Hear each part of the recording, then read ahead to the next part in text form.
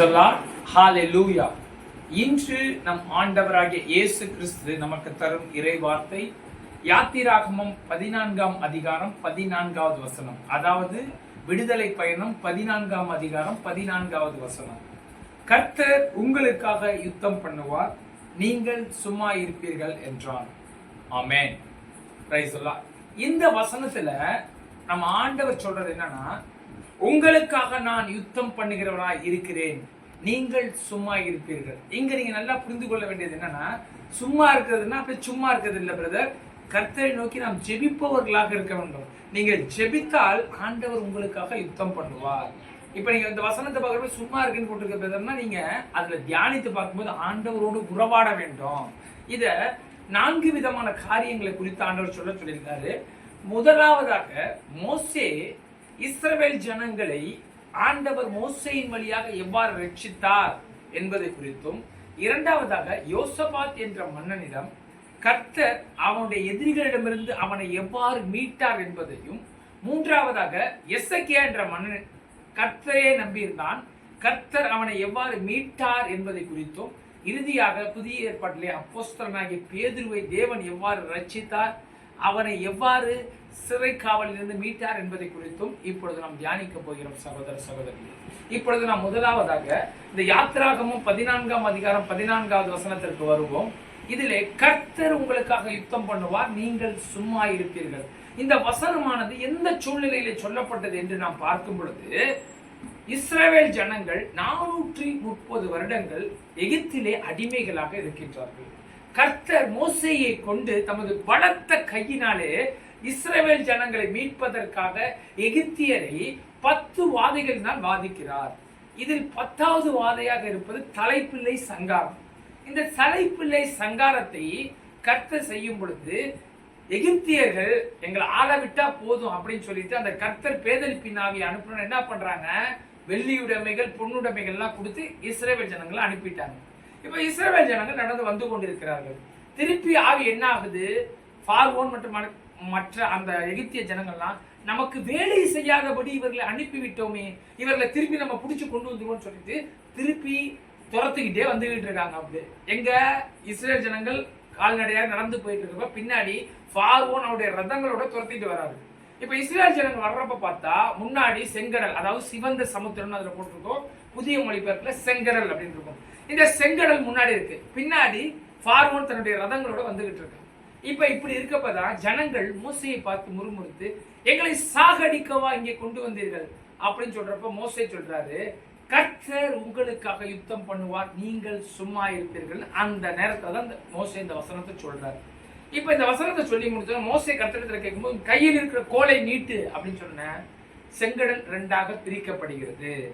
இஸ்ரவேல் ஜனங்கள் செங்கடலை கடந்து சென்ற பிறகு நடுக்கடல்ல பாத்தீங்கன்னா யார் இருக்கா, இப்ப எகிப்தின் படைகள் வந்துகிட்டு இருக்கு. அப்படியே கர்த்தர் திருப்பி என்ன பண்றாரு, கடல்ல செங்கடலை மூணு என்ன ஆச்சு, அந்த கடல்ல அந்த எகிப்திய படைகள் எல்லாம் அடிபட்டு ஒருத்தர் இல்லாம எல்லாரும் செத்து போயிட்டாங்க.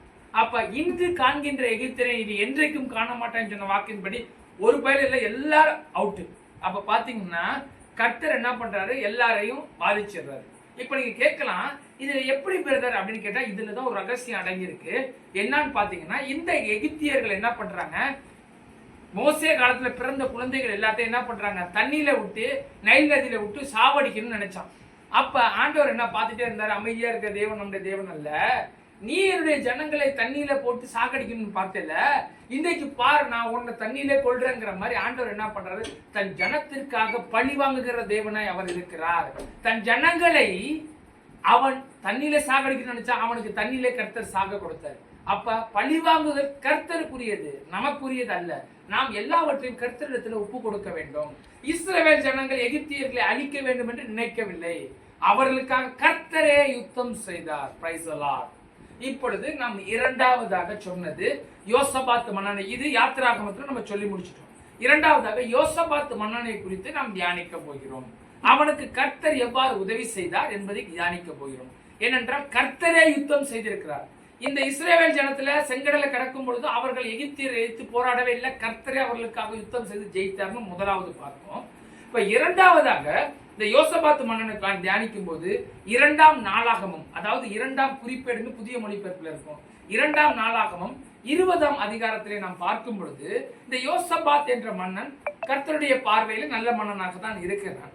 இவன் என்ன செய்கிறான் என்றால், இவனிடத்தில் இந்த 20ஆம் அதிகாரத்திலே மோவாப் புத்திரர், அம்மோன் புத்திரர், சேயீர் மலை தேசத்தார், இந்த 3 பேரும் சேர்ந்துக்கிட்டு இந்த மன்னனை போர் செய்ய வராங்க. அப்படியே இவனுக்கு இந்த யோசபாத்துக்கு என்ன ஆயிடுச்சு? பயம் வந்துருச்சு. பயம் அந்த வசனத்துல சொல்ல, அவன் பயந்து கர்த்தரை நோக்கி என்ன பண்றான்? உபவாசம் விட்டு ஜெபம் பண்றான். அப்படியே யார்? இந்த யோசபாத்து மன்னன். அந்த 20ஆம் அதிகாரம் 12வது வசனத்துல அருமையாக இந்த இதுல போட்டிருக்கோம். 2 நாளாகமம் 20:12 ஆண்டவரை ஜெபம் பண்ணுவோம். ஆண்டவரே, இந்த திரளான ஜனங்களை எதிர்கொள்றதுக்கு எனக்கு பலன் இல்ல, நான் என்ன பண்றதுன்னு எனக்கு தெரியல, உம்மிடத்துல நான் சரண்டர் ஆயிடுறேன்னு சொல்லிட்டு ஜெபம் பண்றான் இந்த யோசபாத். அப்ப யோசபாத்து சும்மா இருக்குன்னா அவன் சும்மா இருந்தல, கர்த்தரை நோக்கி உபவாசித்து ஜெபம் செய்தான் இந்த யோசபாத்து. இதுல எங்க 2ஆம் நாளாகவும் 20ஆம் அதிகாரம் 12வது வசனத்துல ஜெபம் பண்றாரு.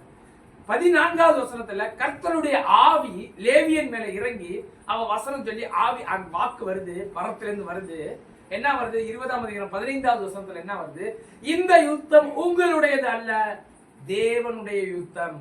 அப்ப கர்த்தரே அவர்களுக்காக, இந்த யோசபாத் இந்த இஸ்ரேல் ஜனங்களுக்காக இறங்கி என்ன பண்றாருன்னு பாத்தீங்கன்னா, இந்த மோவாபியரும் அம்மோனியரும் சேர்ந்து முதலாவதாக சேயீர் மலை தேசத்து மக்களை கொள்கிறார்கள். அப்படியே அந்த பேதனிப்பின் ஆவி வந்தோன்னா 2 பேரும் மோவாபும் அம்மோனும் சேர்ந்து அந்த சேயீர் மலை தேசத்து மக்களை ஃபர்ஸ்ட் கொண்டுறாங்க. அதுக்கப்புறம் மோவாபு அம்மோனியருமே சண்டை போட்டு அவன் இவனை வெட்டா, இவன் அவனை வெட்டிக்கிறான். அப்ப எல்லாருமே அவுட்டு. இதை 2ஆம் நாளாகவும் 20ஆம் அதிகாரம் 23வது வசனத்துல நம்ம படிக்கிறோம். அப்ப வந்து பாத்தீங்கன்னா இந்த இடத்துல நீங்க முக்கியமா பார்க்க வேண்டியது என்னன்னா, யோசபாத்து வாளையோ கேடகத்தை எடுத்துட்டு போய் அவங்களோட சண்டை போடல, அவன் ஜெபம் பண்ணி கொண்டு உபவாசம் ஜெபம் பண்ணி கர்த்தரிடத்துல இருந்தான். கர்த்தரே அவர்களுக்காக யுத்தம் பண்ணினார், அவர்கள் வெற்றி பெற்றார்கள். இது 2வது காரியம். அப்ப முதலாவது மோசே இடத்துல கர்த்தர் எவ்வாறு ரட்சித்தார், அவர்கள் சும்மா இருக்கும் பொழுது கர்த்தரே யுத்தம் செய்து ரட்சித்தார்னு பார்த்தோம். 2வது இந்த யோசபாத் மன்னனை குறித்தும் நம்ம இப்பொழுது தியானித்தோம். இப்ப 3வதாக நம்ம பார்க்க போறது எசேக்கியா அப்படிங்கிற மன்னனை குறித்து தியானிக்க போகிறோம். இதற்காக 2ஆம் ராஜாக்கள் 19ஆம் அதிகாரத்திலே நாம் பார்க்கும் பொழுது இந்த எசேக்கியா என்ற மன்னனும் கர்த்தரின் பார்வைக்கு நல்ல மன்னனாக தான் இருந்திருக்கிறான். இவன் என்ன பண்றான்னு பாத்தீங்கன்னா, அசிரிய மன்னன் சனகெரிப் என்ன பண்றான்? இந்த மன்னனை குறித்து இவன்கிட்ட இஸ்ரேல் ஜனங்களை நோக்கி போர் புரியறதுக்காக வரான். யாரு? சனகெரிப், அசிரிய மன்னன். அப்ப இந்த எசேக்கியா என்ன பண்றான்? அவன் அசிரிய மன்னன் வந்து சொல்றான், அவனோட போர் தலைவனான ரப்சாக்கே வந்து சொல்றான், இந்த இஸ்ரேல் ஜனங்களை கேளுங்கள், யூத ஜனங்களை கேளுங்கள், இந்த எசேக்கியாவால உங்களை காப்பாற்ற முடியாது. ஏனென்றால் அந்த அசிரிய மன்னன் பல மன்னர்களை ஜெயிச்சுட்டு வந்திருக்கான், அவனுடைய தேவர்கள் எல்லாம் எங்களை ஒண்ணுமே பண்ண முடியல. இந்த எசேக்கியா என்ன சொல்றான்?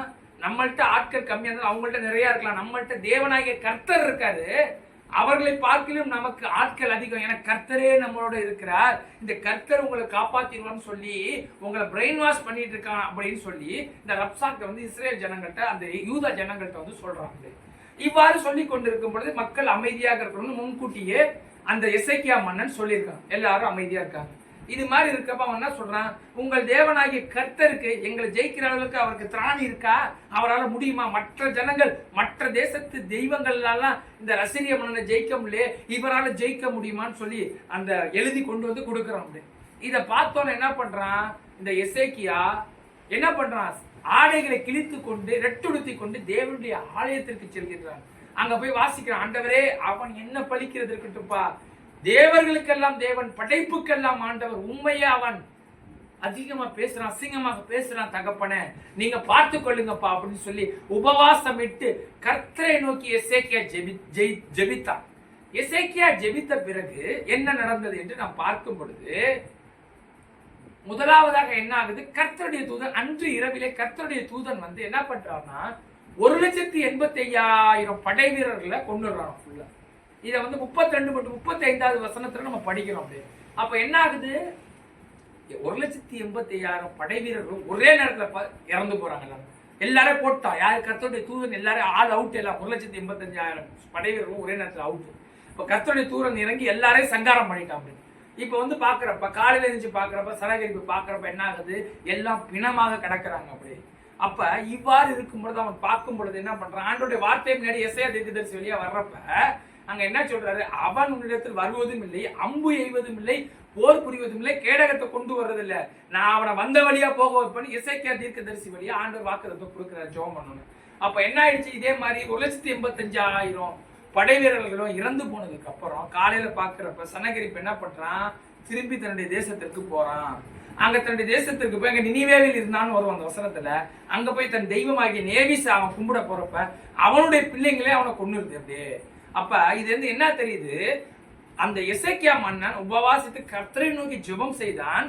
1,85,000 பேர் ஒரு நாள் நைட்ல அவுட். சகோதர சகோதரி, இப்ப நீங்க யோசிச்சு பார்க்கணும், இந்த எசேக்கியாவுக்கு வந்த பிரச்சனையை விட நமக்கு பெரிய பிரச்சனை வரப்போகுது. 1,85,000 பேரை ஒரு இரவுல சங்காரம் பண்ண தேவன் உங்களுடைய பிரச்சனை என்னுடைய பிரச்சனையை நீக்கிறதுக்கு அவருக்கு ஒரு செகண்ட் போதும். ஏனென்றால் நம்முடைய தேவன் சர்வ வல்லமை உள்ள தேவன். அவரிடத்துல நீங்க வந்து உபவாசித்து கண்ணீரோடு வாஞ்சியோடு ஜெபிக்கும் பொழுது உங்கள் குறைவுகளை எல்லாம் நிறைவாக்குகிற தேவன் நம் ஆண்டவராக இயேசு கிறிஸ்து. சகோதர சகோதரிகளே, இதை நம்ம மூன்றாவதாக பார்க்கிறோம். இறுதியாக இதை 3 காரியத்தை பார்த்தோம். மோசேயை குறித்து பார்த்தோம், இரண்டாவதாக எசேக்கியா குறித்தும் பார்த்தோம், யோசபாத்தை குறித்து பார்த்தோம். இந்த 3 காரியங்களும் பழைய ஏற்பாட்டில் உள்ள காரியங்களை குறித்து நம்ம தியானித்தோம். இப்ப இறுதியாக நம்ம தியானிக்க போகிறது அப்போஸ்தலர் 12ஆம் அதிகாரத்தை குறித்து நாம் தியானிக்க போகிறோம். இந்த அப்போஸ்தலர் 12ஆம் அதிகாரத்தில் என்ன சொல்லப்பட்டுள்ளதுன்னு பார்த்தா, ஏரோது ராஜா என்ன பண்ணிருக்கான், யாக்கோபை பட்டயத்தினால கொன்ன பிறகு இந்த காரியம் யூதர்களுக்கு பிடித்திருக்கு என்று அறிந்து பேதுருவையும் ஜெயில போட்டார். பிடிச்சு போட்டு வச்சிருக்காங்க.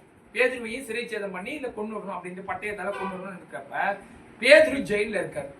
இதை நம்ம அப்போஸ்தலர் 12ஆம் அதிகாரத்துல படிக்கும் பொழுது 12ஆம் அதிகாரம் 4வது வசனத்துல பாத்தீங்கன்னா அதுல ஒரு ஹைலைட் சகோதர சகோதரி என்னன்னு பாத்தீங்கன்னா, 4 போர் வீரர்களாக 4 அடுக்கு பாதுகாப்பு. யாருக்கு? பேதுரு வெளியில தப்பிச்சு போயிடுவாங்க 4 அடுக்கு பாதுகாப்பு. இப்ப அப்போஸ்தலர் 12ஆம் அதிகாரம் 4வது வசனத்துல இந்த 4 அடுக்கு பாதுகாப்பு போட்டிருக்கு. அப்போஸ்தலர் 12:5 படிக்கும்போது சபையார் பேதுருவுக்காக ஊக்கமாக ஜெபித்தார்களாம். அவர்கள் ஊக்கமாக ஜெபித்த பிறகு என்ன ஆயிடுச்சான், அப்போஸ்தலர் 12:7 கர்த்தருடைய தூதன் வெளிப்பட்டானாம். அப்ப வெளிப்பட்டதுக்கு அப்புறம் என்ன பண்றான், கர்த்தருடைய தூதன் பேதுருவை விழாவில் தட்டி எழுப்பி போப்பா அப்படின்னு சொல்றப்ப பேதுருக்கு அது வந்து தூக்கத்துல ஏதோ தரிசனத்தை கனவு காண்டுகிட்டு இருக்கோம்னு நினைச்சிட்டு இருக்காரு பேதுரு. இருந்தாலும் பேதுரு நடந்து போயிட்டு இருக்காரு. அவர் 1ஆம் காவல் 2ஆம் காவலை தாண்டி போனதுக்கு அப்புறம் தான் அவர் உணர்வு வந்து, ஓ கர்த்தர் தான் நம்மளை காப்பாற்றிருக்காருன்னு சொல்லி அவர் நடந்து போயிட்டு இருக்காரு. அப்ப எங்க போறாருன்னு பார்த்தா, மார்க் என்னும் பேர் கொண்ட யோவானின் தாயாகிய மரியாளின் வீட்டுல ஜெபம் பண்ணிட்டு இருக்காங்க. இது அப்போஸ்தலர் 12:12 நம்ம படிக்கலாம். அந்த வீட்டுக்கு பேதுரு போறாரு. அப்ப பேதுரு போனதுக்கு அப்புறம் கதவை தட்டுறாரு. அந்த ரோதைங்கிற பெண் தான் அந்த கதவை திறக்கிறாங்க. அவ கதவை திறந்தோன்னு பார்த்தோன்னே எல்லாருக்கும் சர்ப்ரைஸா இருக்கு. ஏன்னா பேதுரு வந்து அவங்களால நம்ப முடியல. ஏன்னா கர்த்தர் வந்து 4 அடுக்கு பாதுகாப்பு உள்ள அந்த பாதுகாப்பிலிருந்து பேதுருவை மீட்ட தேவன் உங்களை என்னை காப்பாற்ற வல்லவராக இருக்கிறார். நீங்க யோசிச்சு பார்க்கணும் சகோதர சகோதரி, நம்முடைய தேவன் மிராக்கிள் செய்கிற சூப்பர் நேச்சுரல் காட். 4 அடுக்கு பாதுகாப்பு உள்ளவரை ஒரு செகண்ட்ல ஒரு தூதனை வச்சு அனுப்பி கேட்லாம் அதுல வசனத்தை நீங்க படிச்சீங்கன்னா எல்லா கதவுகளும் ஆட்டோமேட்டிக்கா திறக்குதான். பேதுரு வர்றப்ப அவர் மட்டும் வராரு, ஆட்டோமேட்டிக்கா அந்த இடத்துக்கு போயிட்டாரு. அப்ப கர்த்தர் அவரை மேற்கொண்டு ஜெயிக்க வைக்கிறார். எப்படின்னா, இவர் சபையார் ஜெபித்துக் கொண்டிருக்கிறார்கள், பேதுரு அங்க மீட்கப்படுகின்றார். இவர்கள் ஜெபித்துக் கொண்டால் கர்த்தர் அவர்களுக்காக யுத்தம் செய்து எல்லாவற்றையும் மேற்கொண்டு வெற்றி பெற செய்தார். அப்ப இந்த 4 காரியங்களை நாம் பார்த்தோம். முதலாவது மோசேயின் வழியாக இஸ்ரவேல் ஜனங்களை ரட்சித்தார். இரண்டாவது யோசபாத் மன்னனிடத்துல கர்த்தர் அவனில் இருந்து இஸ்ரவேல் ஜனங்களை ரட்சித்து அவர்களுக்காக தேவனே போரிட்டார். மூன்றாவது எசேக்கியா மன்னனிடத்தில் 1,85,000 படை வீரர்களை ஒரே இரவில காலி செஞ்சு நம்ம தேவன் தன்னுடைய ஜனங்களை காக்க வல்லவராக இருக்கிறார். இறுதியாக 4 அடுக்கு பாதுகாப்புள்ள பேதுருவை அவர் மீட்டு தன்னுடைய திருச்சபைக்கு தூணாக அவனை வைத்தார். இதிலிருந்து நாம் என்ன தெரிகிறோம், எவ்வளவு பெரிய பாடுகளாக இருந்தாலும் இதில் இந்த 3-4 காரியங்களிலும் அவர்கள் உபவாசித்து கர்த்தரை நோக்கி ஜெபித்தார்கள். கர்த்தர் காரியத்தை வாக்கிய செய்து அவர்களை அவருடைய துன்பங்களில் இருந்து மீட்டார் என்று நாம் ஜெபிக்கிறோம் பார்க்கின்றோம். அப்ப இப்பொழுது நாம் ஜெபிக்க போகிறோம். என்னென்றால் கர்த்தரை நோக்கி நாம் பார்க்கும் பொழுது நம்முடைய காரியங்கள், நம்முடைய தடைகள் எவ்வளவு பெரியதாக இருந்தாலும் அதை மீட்க தேவன் வல்லமை உள்ளவராக இருக்கிறார். நாம் ஜெபிப்போமா? ஸ்தோத்திரம் தகப்பனே, துதிக்கிறோம் அப்பா. அப்பா 4 காரியங்கள் எங்களிடத்துல நீ சொன்னீரே தகப்பனே. அப்ப அந்த 4 காரியங்களும் தகப்பனே, கர்த்தரே ஆண்டவர் கர்த்தரே எங்களுக்காக யுத்தம் செய்தார் என்று நாங்கள் படிக்கிறோம் தகப்பனே. அவர்கள் எல்லாம் சும்மா இருந்தார்கள் தகப்பனே. அதாவது ஜெபித்துக் கொண்டு இயேசுவின் இடத்தில் மன்றாடி கொண்டிருந்தார்கள் தகப்பனே. அவர்கள் மன்றாடியதன் விளைவாக கர்த்தரே அவர்களுக்காக யுத்தம் செய்து அவர்களை மீட்டார் என்று நாங்கள் படிக்கிறோம் தகப்பனே. அப்ப அது போல நாங்களும் உண்மையே நோக்கி மன்றாடுகிறோம் தகப்பனே. எபிரேயர் 13:8 சொன்னது போல இயேசு கிறிஸ்து நேற்றும் இன்றும் என்றும் மாறாதவராய் இருக்கிற தேவன், அன்று காத்த தேவன் அதே தேவன் தான் இன்றும் மாறாதவராய் எங்களுடைய குறைகளை நீக்கி காக்க வல்லவராய் இருக்கிறார் தகப்பனே. அதற்காக உம்மை ஸ்தோத்தரிக்கிறோம், துதிக்கிறோம் தகப்பனே. நீரே எங்களை பொறுப்படுத்த எங்கள் குறைவுகள் எல்லாம் நிறைவாக்குகிற தேவன், சூப்பர் நேச்சுரல் காட் தகப்பனே. எங்களுக்காக யுத்தம் செய்கிற தேவன் நீர் தகப்பனே. அதற்காக நன்றி செலுத்துகிறோம். இந்த காணொலியை பார்த்து கொண்டிருக்கிற உங்களுடைய ஒவ்வொரு பிள்ளைகளின் தேவைகளையும் நீர் மாற்றும் தகப்பனே. அவர் தேவைகள், அவர் குறைவுகள் எல்லாம் நிறைவாக்கும்.